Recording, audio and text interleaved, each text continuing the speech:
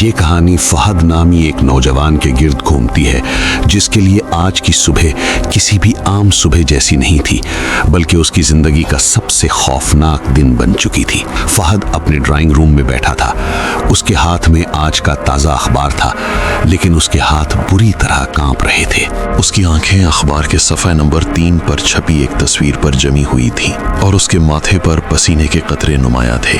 کمرے میں مکمل خاموشی تھی، سوائے دیوار پر لگی گھڑی کی ٹک ٹک کے، جو فہد کے دل کی دھڑکنوں کے ساتھ عجیب سا شور پیدا کر رہی تھی۔ وہ تصویر کسی اور کی نہیں بلکہ اسی لڑکی کی تھی جس سے وہ پچھلی رات ملا تھا۔ واقعہ کچھ یوں تھا کہ کل رات فہد اپنے دفتر سے دیر سے نکلا تھا۔ شہر سے باہر جانے والی سڑک پر گہری دھند چھائی ہوئی تھی اور رات کا وقت ہونے کی وجہ سے ٹریفک نہ ہونے کے برابر تھا۔ فہد اپنی موٹر سائیکل پر تھا کہ اچانک سنسان سڑک پر اس کا ٹائر پنکچر ہو گیا۔ کافی دیر تک دھکے لگانے کے بعد وہ ایک پرانے ویران بس سٹاپ تک پہنچا۔ یہ بس سٹاپ شہر کی حدود سے کافی دور تھا، جہاں دور دور تک آبادی کا نام و نشان نہیں تھا۔ اس جگہ ایک عجیب سی اداسی اور وحشت تھی۔ فہد ابھی بس سٹاپ کے بینچ پر بیٹھ کر اپنی سانس بحال کر ہی رہا تھا کہ اسے محسوس ہوا کہ وہ وہاں اکیلا نہیں ہے۔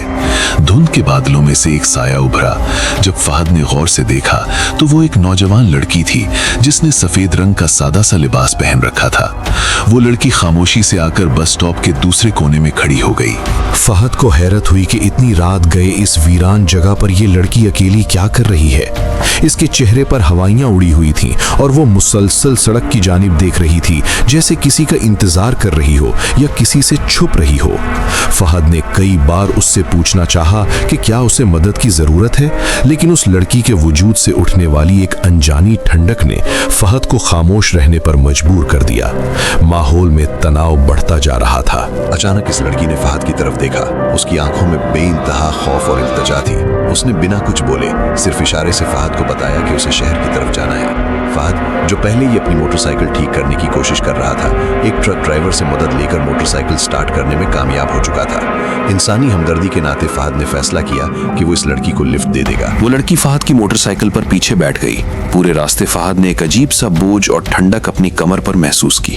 وہ لڑکی ایک لفظ بھی نہیں بولی، بس اس کی سسکیاں ہوا کے شور میں کبھی کبھی سنائی دیتی تھی۔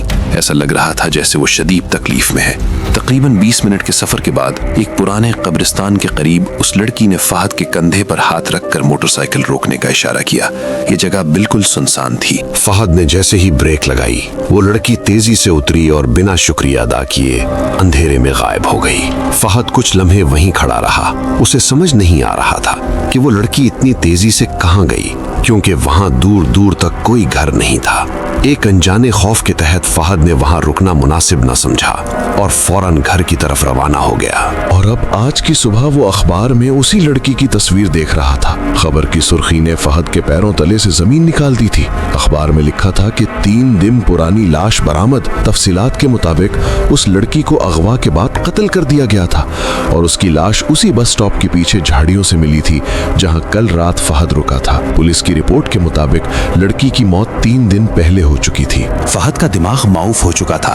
اگر وہ لڑکی 3 دن پہلے مر چکی تھی تو کل رات اس کے ساتھ موٹر سائیکل پر کون بیٹھا تھا؟ کیا وہ کوئی بھٹکتی ہوئی روح تھی جو اپنی لاش کا پتہ بتانے آئی تھی؟ تبھی فہد کی نظر اپنی جیکٹ پر پڑی جو اس نے کرسی کی پشت پر ڈالی تھی۔ اس جیکٹ کے کندھے پر جہاں اس لڑکی نے ہاتھ رکھا تھا، مٹی کے گیلے اور واضح نشان ابھی بھی موجود تھے۔ وہ نشان اس بات کا ثبوت تھے کہ جو کچھ کل رات ہوا وہ فہد کا وہم نہیں تھا بلکہ ایک خوفناک حقیقت تھی۔ کمرے کی فضا میں اچانک وہی ٹھنڈک لوٹ آئی تھی جو اس نے کل رات محسوس کی تھی۔